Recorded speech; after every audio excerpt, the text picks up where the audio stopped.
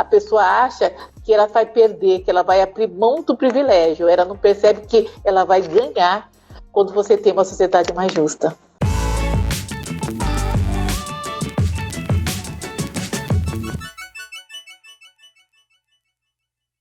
Beth, querida. Oi, Sandra. Prazer estar aqui com você. Que bom, que bom. Prazer é meu, querida. Prazer é meu. Muito obrigada, viu? Eu vou te apresentar ainda e depois tudo a gente edita, tá? Tá certo. Fica tranquila, fica tranquila. Então tá bom. Então vou começar, tá? Tá. Oi, pessoal. Estamos aqui novamente num Papo com Palestrante. Hoje com Beth Scheinmeier. Acertei? Não, é Scheinmeier. Scheinmeier. Tem um tchá? Tem o Scheinmeier. Scheinmeier, isso. Maier. Então tá.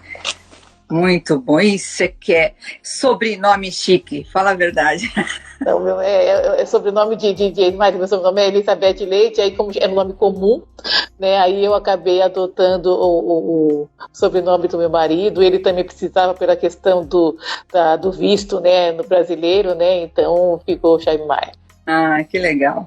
Quero apresentar a vocês, ela é diretora e cofundadora da Uzoma Diversidade, Cultura e Educação, líder dos comitês Igualdade Racial e Violência contra a Mulher, do Grupo Mulheres do Brasil. É um grande prazer tê-la aqui, viu, Beth? Muito obrigada. Nossa, o prazer é todo meu estar aqui com você nessa manhã quase tarde, né, para falar um pouco da minha experiência com relação a esse tema tão importante que é hoje diversidade e inclusão, né? Então eu fico muito feliz e agradeço muito pelo convite. Obrigada. A ideia do Papo com Palestrante é falar justamente sobre o que você trata nas suas palestras, né, que são esses temas, e também a gente conhecer um pouquinho mais a palestrante pessoalmente. Então, eu queria que você falasse um pouquinho, brevemente, sobre a sua infância. Sobre minha infância, bom, eu sou nascida e criada, sou de São Paulo, nasci na Zona Norte, né, no Parque Peruche, né, um bairro periférico aqui da Zona Norte de São Paulo, né. Eu sou filha do Antônio Leite, da Dona Iracema, tenho 3 irmãs, uma das minhas irmãs, nós somos gêmeas, né, eu tenho uma irmã gêmea que chama Eliane, e tenho outra irmã mais velha que chama Cristina, então somos em 3. Então meu pai veio de Minas, né, de Mussambinho para São Paulo, com 17 anos, né? Eu conheço Mussambinho, é sul de Minas, não é? Isso mesmo. Isso mesmo, Mussambinho. Antigamente ninguém conhecia. Você falasse de Mussambinho, ninguém sabia onde que era, né? Aí acho que depois não sei eu acho que o Milton Leite fala muito Mussambinho, as pessoas começaram a localizar, né? Tanto é que meu pai falava que era de Guaxupé e não falava que era de Mussambinho, porque ninguém sabia onde ficava. Aí colocaram é perto. Aí colocaram Mussambinho no mapa, aí eu já posso falar que aí tá para todo mundo falar que é de Mussambinho, né? E aí eu fui criada aqui na periferia da Zona Norte, né? Uma região bastante periférica, e na época que eu era criança, muito, muito carente, né? Então, moramos todos muito próximos, né, da minha avó, dos meus primos, né, porque era a grande preocupação na época, né, da família ter casa, né, ter um teto, né, então isso é uma preocupação muito, muito, muito grande, né, então a gente morava muito próximos, né, na mesma rua, hoje é Antônio Cavalcante, mas chamava Rua C, né, uma rua periférica, foi lá que eu cresci, né, fiquei lá durante muito tempo e estudei nas escolas da região até terminar o ensino fundamental. Meu pai sempre foi um homem muito inquieto, né? Sempre querendo dar o melhor para a família, né? Para os sobrinhos, né? Isso tá a personalidade dele, né? Então ele sempre falou a importância da educação para a gente, né? Então ele tinha também mineiros, também tinha o lado machista, né? Que é da sociedade também do homem mineiro. Filha minha não trabalha até fazer 18 anos. só estuda, então a gente teve uma educação bastante rigorosa de só estudar em colégio público, só depois no ensino médio que a gente foi para uma escola particular como bolsista, né, e estudar, né, isso era o foco do meu pai, que todos nós nos mantivéssemos na escola. Ele tinha muito medo da gravidez na adolescência, o casamento muito jovem, isso era um medo que meu pai tinha, né. Não, 3 meninas, né, Beth, não deve ser fácil, né? Ele tinha essa preocupação muito forte com relação a isso, né? Então, principalmente a gente morava num bairro bastante periférico, né? Que tinha os seus desafios, né? Tem os seus desafios, então ele tinha sempre essa questão de proteger, e a educação era realmente o que fazia a diferença, né? Que bacana. Sabe o que eu queria saber? Há quanto tempo você fundou a Uzoma e o que te motivou a isso? Bom, a Uzoma é super nova. A Uzoma nós começamos, a gente já tinha uma ideia, eu e minha irmã, né, que somos a sócia, a gente já tinha a ideia de montar uma consultoria para trabalhar com diversidade. Isso sempre estava assim na nossa cabeça, dessa construção, né? Então a gente foi trabalhando, foi fazendo cursos, tal, para poder montar a consultoria. Mas aí em fevereiro a gente falou, pô, agora estamos prontas, né? E vamos montar. E da onde vem esse sonho, né? Da onde surgiu esse propósito de trabalhar com a questão de diversidade, né? Aí, de novo, você vê como a nossa ancestralidade é a nossa marca, né? Ela fala muito, ela é a nossa marca, né? Ela fala muito de quem nós somos, né? Meu pai é um dos fundadores do Movimento Negro, né? Em junho de 78, né? Houve a morte de um rapaz chamado Robson de Oliveira. Sim. E o Movimento Negro, em pleno regime militar, fez uma manifestação em frente ao Teatro Municipal. E daí surgiu o Movimento Negro, né? Se reuniu várias pessoas para criar o Movimento Negro, né? Então o Movimento Negro saiu dali, né? Meu pai é um dos fundadores, o professor Celso Prudente é um dos fundadores, sim. O Wilson Prudente é um dos fundadores. E mesmo antes do Movimento Negro, como eu falei, meu pai sempre tinha muita preocupação com a questão da educação, né? Como a educação era importante, né? Sim. E aí sempre para ele era um fator de transformação. Aí o que meu pai fez? Né? Ele pegou em 75. Olha, 75, né? Olha quantos anos se passaram, sim, né? Sim. E a gente está ainda falando sobre essa temática, né? Em 75, meu pai criou um grupo que chamava GTPRUM. Era Grupo de Trabalho de Profissionais Liberais e Universitários Negros. E esse grupo tinha isso, né?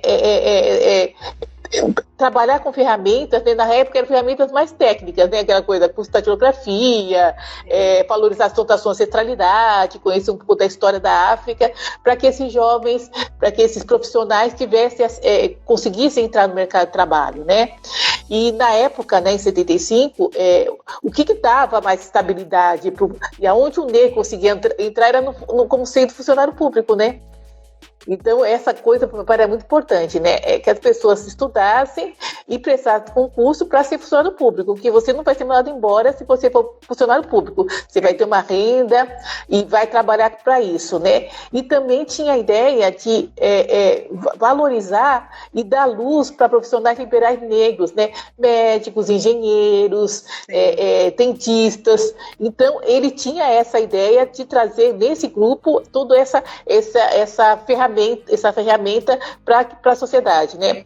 E ele foi o diretor cultural, aonde ele trazia o quê? A história da África, né? Então a gente lia obras, a gente conhecia um pouco da África, conhecia um pouco da história dos antepassados. Um pai desse faz você realmente se engajar, né? A esse tema. Ele deve ter... Ele está vivo? Não, meu pai faleceu há 16 anos atrás. Deve ter sido uma figura brilhante, É uma pessoa além do tempo, né? Uma pessoa além do tempo, além do tempo. Porque ele já falava disso naquela época, né? Então, quando a gente vê as pessoas hoje trazem essa discussão, ele já falava isso. A Etna, oi, Etna está aqui, prazer. A Etna é do Nós por Elas, onde a Etna tem 60 anos, uma festa linda, que linda. Eu conheço ela, conheço a Etna. Você conhece? Eu acho que ela não me conhece, mas eu já tive em vários eventos com... Aí a gente tem um amigo em comum, que é do RH, agora eu não estou lembrando o nome dele, mas eu conheço ela. Ai, que bom. E então vem muito essa questão. Engraçado que quando a gente é mais jovem, é criança, a gente não valoriza isso, né? Você sabe que, infelizmente, a gente vai aprender depois. Mas quando a gente é mais jovem, você ia porque você tinha que ir, né? Vamos lá, você tem que ir, você tem que participar de apresentações teatrais, a gente participava de coral, a gente fazia uma série de coisas, tem que ir, a gente estava muito junto, e como eram 3 mulheres, né? Então, meu pai sempre quis nós muito próximas dele. Então, e os primos, né? Nós uma família muito grande, com muitos primos, e colocar a gente nesse espaço, né? E realmente para conhecer um pouco, valorizar a sua cultura, ter orgulho de quem você é, do seu fenótipo, do seu cabelo, se orgulhar disso, né? Que isso é muito importante, né? Trabalhar muito com essa autoestima. Sim. Então, foi assim. Aí a gente falou, pô, depois de ter tempo, vamos pensar na consultoria, e ela foi criada com esse propósito, né? O Zoma significa caminho certo. Ai, que legal. O quê? Em africano? É uma palavra nigeriana. Então, o Zoma significa o caminho certo. Que bacana. Quando é que começaram as palestras, Beth? Palestras eu já faço há algum tempo, né? Para falar sobre essa questão de diversidade. Eu falava sobre outros temas, liderança feminina, falava sobre empreendedorismo, falava sobre outros temas. E quando eu passei a fui convidada para ser a líder do Comitê de Igualdade Racial do Grupo Mulheres do Brasil, a gente começou a fazer muitas palestras em empresas sobre essa temática, né? Diversidade, viés consciente, racismo estrutural, como a empresa pode se tornar mais inclusiva. Então, são temas que a gente sempre trouxe. Aí a gente foi começando a falar sobre isso, né, tanto pelo Mulheres Brasil, como também em outros espaços, né, sobre essa temática, sobre diversidade e inclusão. Você acha que dentro todos esses temas, você vê um mais difícil para ser tratado? Olha, dessa minha experiência aí com diversidade, eu acho que o tema, a Marissa, o tema que eu acho mais desafiador hoje para ser tratado é a questão étnico-racial. Sem sombra de dúvida, quando você vai falar desse tema nas empresas, você pode ver que é aquele que tem um avanço muito menor, né? A gente está avançando com relação a gênero, a gente está avançando com a questão de deficiência, porque tem uma lei aí que garante isso. Sim. A gente está avançando com a questão do LGBTQ+, mas a questão de raça é uma questão desafiadora, né? As pessoas, a gente partiu dessa cultura que vivemos uma democracia racial. Então as pessoas não querem falar sobre raça, né? E então essa questão de raça vem se tornando um ponto desafiador. Porque quando você fala de diversidade racial, você está falando para as pessoas encararem seus próprios privilégios, né? Porque se naturalizou, né, no Brasil a ausência do negro em determinado espaço. Naturalizou. É normal não ter negro naquele espaço, né? Então isso, as pessoas acabaram achando que isso era normal. Né? É normal, as pessoas realmente não se preocupam com isso, né? E essa naturalização, quando você começa a dar luz à temática, isso causa um incômodo, porque eu preciso refletir. Eu preciso refletir por que aquela situação nunca me causou incômodo. Porque nunca me incomodou eu estar num restaurante e só ter pessoas brancas. Porque nunca me incomodou eu estar numa empresa e só ter pessoas brancas. Nunca me incomodou que da minha faculdade... Tem escolas que só tem branco. Exatamente. Então eu vou mexer com isso. Então, assim, por que eu acho normal que o lugar, né, destinado, né, para a pessoa negra seria o motorista de ônibus, seria a cuidadora da minha casa, seria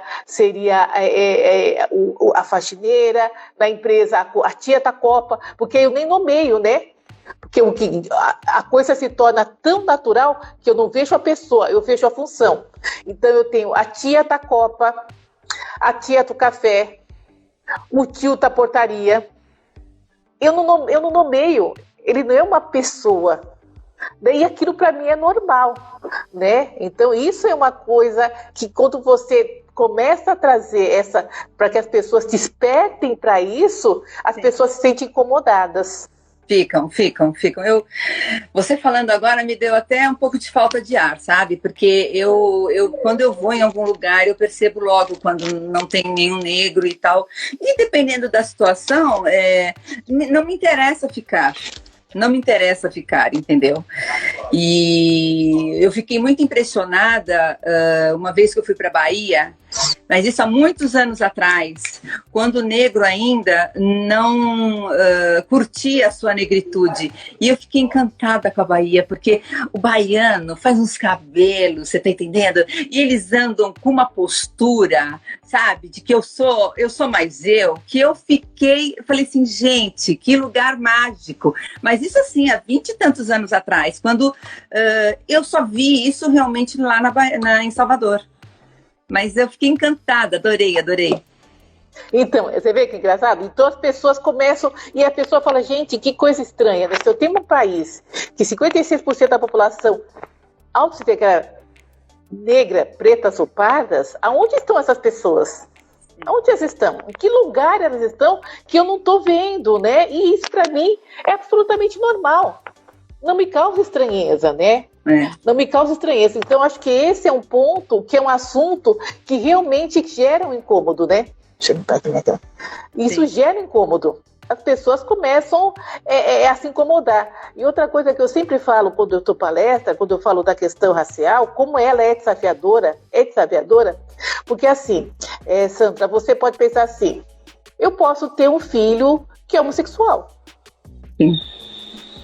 Né?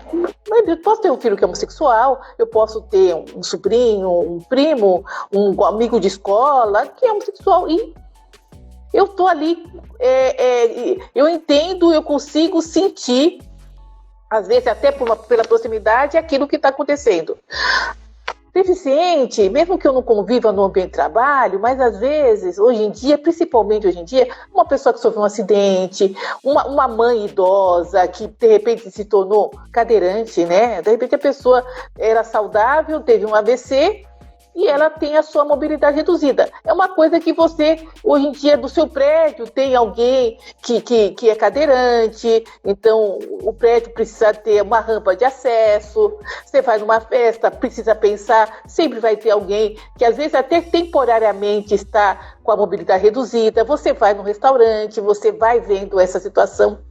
Então eu consigo ter uma empatia com a situação, né? Eu consigo me ver naquele lugar. Certo. Você me vê, né? Agora, quanto é raça, como eu me vejo? Eu não vou ser negro. Né? Salvo as pessoas que adotam crianças brancas ou casamento irracial, que não é a mesma coisa. A pessoa fala, eu não vou me tornar negro. Então, eu não sei o que é. Eu já não convivo, então eu não consigo entender. Então, tudo que se fala da questão racial, eu trago, como eu não tenho uma resposta, eu não tenho uma empatia, eu coloco tudo na questão do mimimi. Ah, mas isso é mimimi, isso é bobagem, né? Basta se esforçar, a oportunidade está aí para todos, a pessoa também não se esforça, porque é essa a história, é isso o que a gente traz no nosso imaginário, é isso que nos foi falado. Né? Então é isso que nosso inconsciente se tem. Então você vai buscar na sua infância, no seu repertório que está ali na sua memória, isso que você escutou. Ah, mas você vê, ela tá ali, a faxineira também não estudou, né? Ah, ela também, o cara... Aí você vai ver nos livros, como é que eu vejo? Como que está retratado nas obras de Jorge Amado? Como que eu retrato o negro? Como que a televisão retrata o negro? É um ser fiscal. É uma coisa de muitos anos, sempre do mesmo jeito, sempre do mesmo jeito. Eu entendo. Então, aí eu tenho esse inconsciente. Então, eu acho... Então, aquilo... Faltou esforço, né? Então, não é que nós somos racistas. É que não houve esforço da pessoa para chegar aonde eu estou. Né? Então eu tenho esse discurso que vem de uma maneira muito simplista, né? E as pessoas reproduzem e não para falar assim, tem que fazer uma reflexão. Sim. E eu imagino que isso, para as pessoas que se dizem não racistas, né? Porque tem um monte de gente que se diz não racista, deve incomodar muito essa fala. Mas as pessoas têm que começar essa reflexão, porque já está tarde já para essa reflexão. Exatamente, e começar a pensar, fazer essa reflexão. E uma coisa muito interessante ainda que a gente tem é o total desconhecimento sobre a história do Brasil. Nós não conhecemos a nossa história. É verdade. Ela é contada, de que olhar ela é contada? A gente não conhece a nossa história. Né? Então, agora que começou, depois das cotas, um monte de professores de universidade, então, tem pesquisa. As pessoas estão pesquisando aí a história do Brasil, isso está vindo as pessoas conhecer. Vamos conhecer a nossa história. Vamos conhecer a história do Brasil. Está mudando um pouco os livros de história. Estão mudando um pouco, mas muito devagarzinho, né? Muito. Eu estava assistindo um curso que teve falando da abolição até 2020, e olha que eu sou uma pessoa que leio, que estudo. Tem coisas que você fala, eu não pensei sobre isso, né? Então, assim, se você pensa, primeiro que o Brasil foi um dos últimos países a ter a abolição, né? Uma pressão da Inglaterra, né? Então o Brasil foi o último país a ter a escravidão no Brasil, né? Então a maior número de pessoas negras foram trazidas para o Brasil, né? São milhões de pessoas, né? Então, assim, há um momento que a população, quando a gente fala que é 56%, as pessoas se espantam, mas sempre foi a maior população. Olha aí. Na época, é lógico, se eu trouxe milhões de escravos, sim, a população negra sempre foi maior, em todo momento histórico ela foi maior, né? Que momento histórico que ela não foi maior? Então ela sempre foi a maior, né? Então, assim, e as pessoas não se atentam. Realmente, né? Quantos portugueses vieram, né? Quando do descobrimento do Brasil, quantos portugueses vieram, família real, e quantos negros foram trazidos no navio? Sim, então, assim, sim, a população brasileira sempre foi maior. A população negra sempre foi maior, né? E tem uma lógica por trás disso, né? Então a gente tem que entender essa lógica. Então é maior por causa disso, né? Sim. Foi o país que mais trouxe escravos. A população negra portuguesa era menor, então sempre foi um país que teve muitos negros. Sim. Né? Eu estava em uma coisa assim, em 1631, com a pressão da Inglaterra, foi proibido o tráfico no Atlântico de navios negreiros. Sim. Aí você pensa, então, em 1931 não tinha mais, a abolição 88, de 31 não tinha mais escravos. Como assim não tinha? Havia o contrabando de escravos. Claro. Foram 700 mil pessoas negras trazidas, contrabandeadas. Sim. Contrabandeadas para o Brasil. Beth, você acha que existe também uma ausência do negro em querer lutar, em querer se engajar como você se engajou, sabe? E aceitar? Você acha que existe isso, uma certa aceitação desse absurdo todo?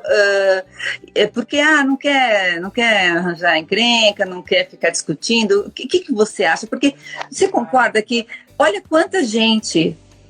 E aí, com pouca evolução de tudo que esses movimentos você participa, acontece. Eu queria saber a tua opinião. Você acha que existe isso, assim, uma acomodação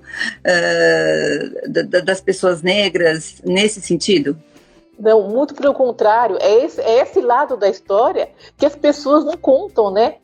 Quantas pequenas rebeliões aconteceram na história? quantas manifestações. Acontece o seguinte, que há uma intenção, né, sempre houve, de se manter esse status quo. Né? Como que eu mudo uma situação que o poder não está comigo? Então, quando você fala muito dessa questão de igualdade, você está falando de poder, né? Até quando a gente fala de gênero, que é mulher também, né? É uma questão de poder. Por que o machismo impera? Porque é uma questão de poder. Entendi. E você não é, por que é mulher? Não, porque é uma questão de poder. A questão racial é uma questão de poder. Tá. As pessoas não abrem mão, não vão abrir mão do poder, não abrem mão do poder facilmente. E como você está falando que um país que está fazendo, a gente trabalha muito na conscientização, e que é muito mais difícil, porque eu tenho como abafar, com quem está os meios de comunicação, com quem as informações chegam, a imprensa, a televisão. Então você massacra e constrói um repertório de que não houve, que há um comodismo. Pô, o movimento negro 78 teve mas assim, existia há muitos anos, já existia, em 1931 já te falava, os negros libertos já se organizavam para libertar outros negros que eram escravos. Então, assim, tudo isso sempre aconteceu. Sempre aconteceu. Nesse curso que eu assisti, ela contava uma história, se eu não estou enganada, que não é uma história fictícia, mas sim uma história verdadeira, porque a pesquisa é feita a partir de processos criminais, processos que haviam, onde os negros processavam os seus senhores de escravos, né? Teve um caso que é uma moça, uma mulher negra, Rufina, que ela foi sequestrada do Uruguai para o Brasil, porque o interesse era as crianças. Ela tinha, acho que 7 filhos pequenos, então, como não tinha mais o tráfico, o interesse eu sequestro as crianças e eu afasto e eu domino, né? Dominação, né? Porque como que eu pego? Mas que eu pego? A dominação. E ela, o que ela fez? Ela criou uma situação, quando tentaram sequestrar, ela fez um escândalo que ela foi teve um processo aonde ela fala que estavam tentando sequestrar o filho dela, que ela era negra, ela era livre, e que tinha pessoas que estavam tentando sequestrar o filho dela. Existem vários processos nesse sentido, onde o senhor de escravo não libertava os seus escravos. Então, assim, então dá a impressão que tudo aconteceu de forma muito passiva, né? Mas o Brasil foi muito passivo, será que as pessoas se acomodaram? Por que não aconteceu? Não, houve muita luta, né? E ainda tem. Ainda tem. E, Sandra, você vê uma coisa, quando a gente fala muito de racismo, né, as pessoas precisam, não querem se reconhecer como racista, né? É porque assim, a pessoa nós vivemos assim num país majoritariamente católico, então as pessoas têm assim, eu sou uma pessoa boa, eu tive uma boa formação, meu pai me ensinou o princípio, então eu não sou racista. O racista é o outro, eu não. Eu não sou, como se aquilo, esse defeito do racismo me denigrisse. Então eu não quero me deixar ser menor. Então eu não quero ser racista. É velado. Então eu não sou é velado, o racista é o outro.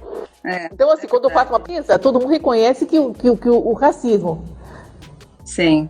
Mas o Brasil, quem é o racista então? Sim. Sabe o que eu queria saber? Como é que você conheceu a ONG Mulheres do Brasil? Sem querer te cortar esse diálogo lindo, mas é que a gente tem um tempinho. Sim, o Mulheres do Brasil, quando ele surgiu em 2013, uma iniciativa da Lucilena Trajano, e quando começou eram 40 mulheres, né? Então, quando estiveram em Brasília, né, numa reunião com a então presidenta Dilma, né, para falar um pouco do empreendedorismo feminino, da situação da mulher. Elas se reuniram 40. Não, eu não sou do time da Goiânia, eu entrei bem depois. Eles estavam nessa reunião e elas perceberam que elas tinham muito mais para devolver para o Brasil do que a pedir, né? Aí surgiu o Grupo de Mulher do Brasil, estava tendo uma exposição que se chamava Mulher do Brasil, né? Acho que a artista Eliana, ela faleceu recentemente, mas eu não consigo me lembrar qual é o nome dela agora. E ela veio veio com a exposição. Quando chegou aqui em São Paulo, elas passaram a ter reuniões mensais. mensais, todo mês, reuniões para conversar sobre a situação feminina e tal. Então, aquilo foi crescendo. Então, no início, as pessoas entravam apenas com convite, né? Não era aberto, né? E depois foi abrindo e as pessoas começavam a participar de uma reunião geral, né? E depois da reunião geral, você fazia parte, você se inscreve, fazia parte, faz parte do grupo. E o grupo hoje está com 68 mil mulheres, está com 117 núcleos, ele cresceu muito. E eu entrei no grupo no começo de 2016. Você cuida de duas, né? De dois comitês, o igualdade racial e a liderança ela é compartilhada, né? Nós somos em 4 líderes no igualdade racial e em 5 líderes no combate à violência contra a mulher. Assim, todos os comitês temáticos, então a gente tem política pública, saúde, educação, deficiente, 60 mais, né? Pensar nessa questão das mulheres mais velhas, sustentabilidade. Então, cada comitê tem a liderança é um colegiado, né? Que compartilha a liderança, e eu estou à frente, eu estou na liderança com esse colegiado do Igualdade Racial e do Comitê de Combate à Violência contra a Mulher. 2 temas muito difíceis de ser trabalhados, né? Sim, muito difíceis. Eu já cheguei aí uma vez na reunião, a minha filha participou do Violência contra a Mulher, mas acabou não conseguindo dar conta de trabalhar, fazer tudo, porque é muito sério. Você se engaja nisso, para realmente fazer acontecer, né? Ela não conseguiu, mas eu achei bárbaro. Achei super legal isso aí. Muito. Sim, são temas. E quando a gente trabalha tanto contra racial quanto violência, você trabalha muito com o inconsciente das pessoas, né? Sim. Então, eu trabalho com o inconsciente. O racismo, porque eu não quero me reconhecer, eu tenho essa questão que nós somos uma sociedade absolutamente igual, onde há uma democracia racial, então quem não chegou é porque não chegou. E quando você fala de mulher, você também escuta isso entre mulheres, né? Que não há qualquer diferença se a mulher não chegou aonde ela não chegou porque ela não se esforçou, porque ela não quer. Então, até o julgamento da mulher pela roupa que ela veste, pelo comportamento que ela tem. Então, assim, são coisas que trazem esses viés. Que vem do quê? Do machismo, né? Do sexismo, o racismo, tudo isso é base, patriarcado, isso é a base, né, desses preconceitos, né, que as pessoas têm, né? Sim. Olha, você pode me falar a sua estrutura familiar? Posso, bom, como eu falei, assim, meu pai e minha mãe, né, meu pai já faleceu, minha mãe ainda é viva, nós somos em 3 irmãs, né, meu pai, do lado do meu pai são 5 irmãos, do lado da minha mãe são 6 irmãos, então a família é grande, né, entre primos, nós somos uma família grande. Eu sou separada, eu tenho um filho que vai fazer 16 anos agora, né, um filho adolescente de 16 anos, né, que é muito legal, e te dá aquela apreensão, né, porque eu estou falando do racismo, começa a me dar aquela agonia, né, porque quando ele é pequeno, você anda junto, né. Quando cresce, assim, uma preocupação que se tem, assim, por exemplo, de meu filho separado na rua pela polícia. Fala isso, então, assim, isso para mim é uma dor, que assim, quando ele sai, ele fala, mãe, mas por que você liga? Porque eu fico agoniada, né? Quantos jovens negros são mortos nesse país, gente? Então, se ele sai à rua, aquele meu coração já palpita, né?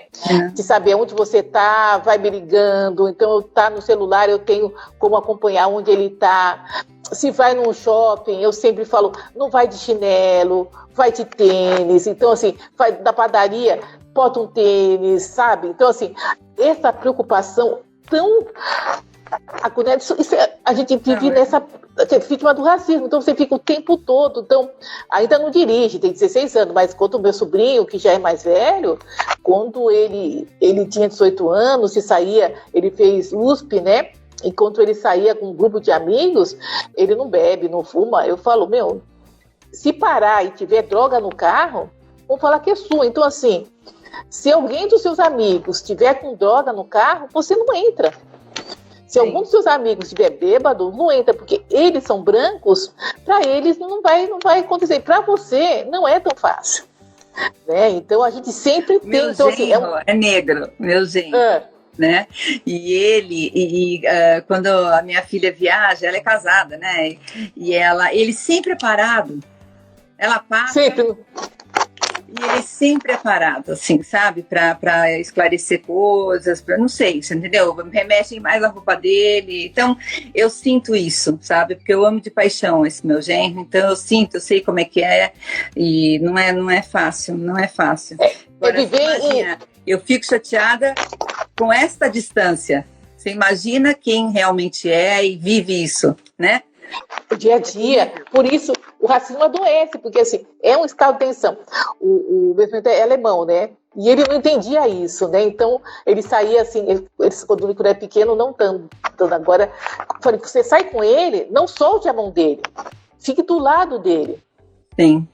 Porque se você está num restaurante e você vai no banheiro, vai com ele, porque não deixa ele sozinho no ambiente. Não, já teve casos, e a gente viu aí, não um, nem dois, nem três, não é? Situações raras de estrangeiro com crianças negras adotadas que os pais saíram para pagar uma conta ou para ir no banheiro, a criança é expulsa coloca a criança para fora do restaurante, né?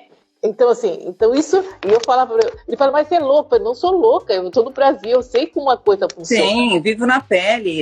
Quer dizer, não é que, mas isso é bobo, não é, é fato, você tem que ficar atento, tá com ele na rua, fica perto, sabe? Porque qualquer situação, se de repente você tá aí, não sabe o que acontece, some, né? Desaparece. Então isso agora que ele tá crescendo, eu tô passando por uma outra fase dessa agonia, né? Imagino, que aflição.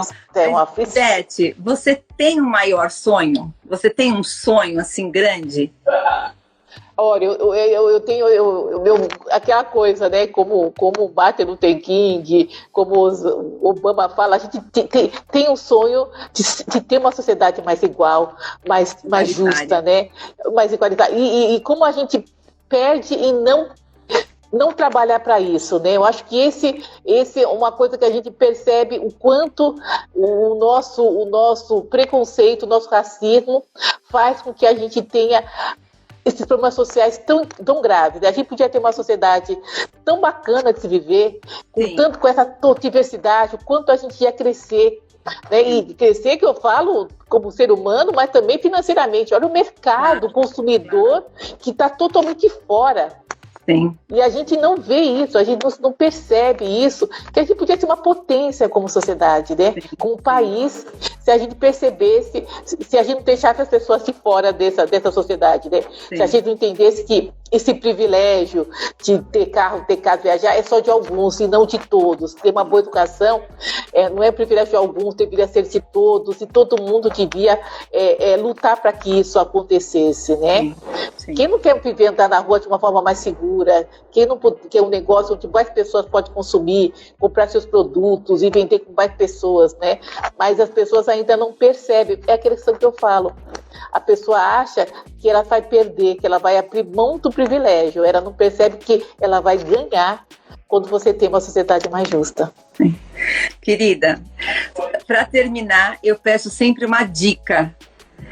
Me dá uma dica para as pessoas que estão assistindo, as pessoas que ainda vão assistir a gente. Me dá uma dica, ou que você fale em suas palestras. Dá uma dica para nós.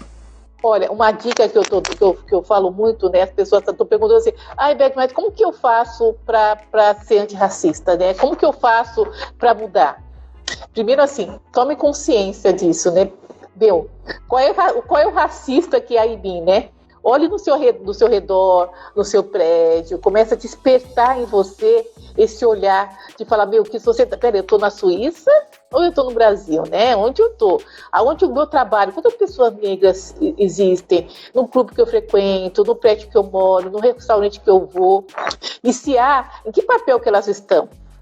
Na escola do meu filho, quantas pessoas negras estão? Quantos professores negros eu já passei, que eu já convivi? Aonde que está essas pessoas, né? E por que? Então comece a prestar atenção. e comece a ler e estudar um pouco sobre a história do Brasil. Eu acho que isso é uma dica. No começo, vamos começar pelo básico, vamos ler Djamila, vamos ler Silvio Almeida, vamos ler o Manual de Racista, e depois se aprofunde um pouco na nossa história. Né, na história do Brasil, a gente precisa se aprofundar na história do Brasil, conhecer os nossos heróis, né? A gente não pode ter só inspiração, a gente tem muitas inspirações aqui no Brasil, a gente precisa conhecer essas pessoas, conhecer Luiz Gama, vamos ler bem o Luiz Gama. Aí eu ouvi falar, para um tempo, deixa eu ler. Sim. Fique atenta também, quem tem filho pequeno, o que você está expondo ao teu filho? Você compra para o teu filho livro com personagens diversos, há diversidade nos livros que ele lê? A diversidade, aonde eu levo ele para assistir uma peça de teatro, a um passeio, ou ele também, eu vou colocar o meu filho nessa bolha, aonde ele só lê a mesma coisa, só vê a mesma coisa. Então, comece a ficar atento. Acho que atenção plena, né? Para ele falar, acho que tem alguma coisa errada. Né? Onde que está? Onde as pessoas estão? Que filme eu estou assistindo? Né? Vou assistir, vou pegar meu filho, vou assistir Pantera Negra, que eu não assisti, vou levar meu filho para assistir. Muito assistir, legal, Pantera Negra. É muito legal. E até o meu comportamento, porque não adianta eu falar e não fazer, né? De repente eu vejo, macaco, como é que é meu trato? Como que eu falo? Eu falo pro meu filho, do outro negro, como que eu falo? Até da mulher, né? Como que eu falo da mulher também? Isso começa assim, a gente reproduz aquilo que a gente vê, né? É isso mesmo. Então, se eu não mudar o meu entorno, o meu modo de ser, não vai ter mudanças nenhuma, né? Ai, Beth, olha, foi uma satisfação. Que satisfação. Eu já sabia que você tinha essa cabeça maravilhosa, mas, olha, foi um bálsamo. Tudo que você falou, tá? Tô super orgulhosa de ter feito esse papo com palestrante com você. E, olha, você já mora no meu coração. Mesmo. Ai, Sandra, obrigada. Obrigada a você de ter participado. Obrigada. Prazer, foi teu tempo. Obrigada, viu? Obrigada. Beijo. Tchau, tchau. Obrigada.